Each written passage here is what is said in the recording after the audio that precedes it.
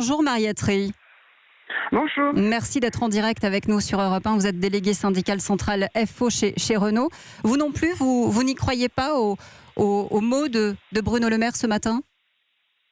Alors, je ne sais pas si je peux dire que j'y crois ou j'y crois pas. De toute façon, en ce qui nous concerne, on attend avec impatience ce fameux plan d'économie de 2 milliards sur 3 ans, qui d'ailleurs a été annoncé dès le 14 février. Donc l'inquiétude, j'ai presque envie de dire qu'elle ne date pas de cette semaine. L'inquiétude, elle date déjà depuis le 14 février. Et ce qui est surtout important, c'est justement qu'en fin de compte, ce plan d'économie ne soit pas juste une solution posée comme ça. Il faut que ça s'accompagne absolument d'une stratégie. Alors nous attendons avec impatience tout simplement ce qui sera défini, ce qui sera présenté afin de clarifier en fin de compte la situation, non seulement sur la manière et l'impact que pourra avoir effectivement ce plan d'économie, mais surtout il faut absolument qu'il soit accompagné d'une stratégie. Et puis alors bien entendu, j'entendais les mots de Bruno Le Maire. On peut réfléchir sur un plan de relance au niveau industriel, carrément de l'automobile, mais carrément en France.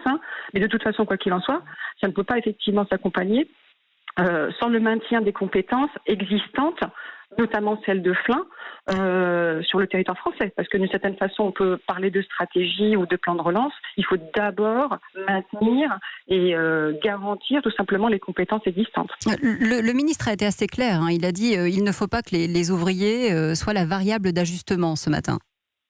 Alors j'espère bien, parce que de toute façon, quoi qu'il en soit, ce fameux plan de relance ou tout simplement l'avenir de l'usine de Flin, elle est de toute façon basée sur les compétences, l'expérience et vous le disiez tout à l'heure également, Renault Flin, c'est une usine qui est quand même assez ancienne, qui a fait ses preuves et ce serait impensable de penser.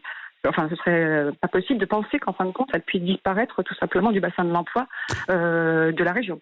Mariette Rey, on parle des usines qui pourraient fermer. On ne fera pas de plan stratégique, économique sans fermer d'usines chez Renault ? Je ne sais pas. Honnêtement, je ne sais pas commenter. Moi, j'ai besoin effectivement d'éléments précis, d'éléments factuels qui puissent justifier éventuellement penser au fait que ce serait nécessaire. Jusqu'à maintenant, je n'ai pas d'éléments pour pouvoir,